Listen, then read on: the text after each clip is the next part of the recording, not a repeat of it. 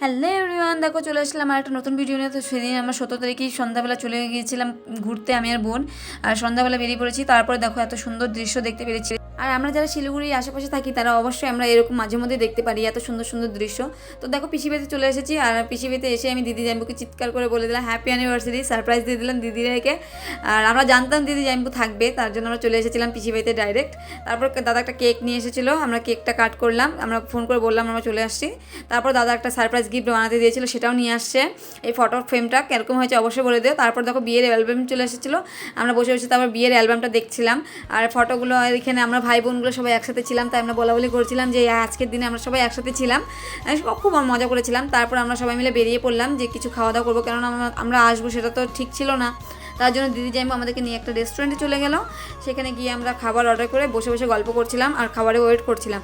তো আসার সাথে সাথে আমরা খাবার শুরু করে দিয়েছিলাম। ক্লিপ নিতে একদম ভুলে গেছি কী কী খাবার এসেছিলো, শুধু প্রথমে ক্লিপটা নিয়েছিলাম, লাস্টে ক্লিপটা নিয়ে। আর হ্যাঁ, আজকে ভিডিওটা কেমন লাগলো অবশ্যই জানিয়ে দিও।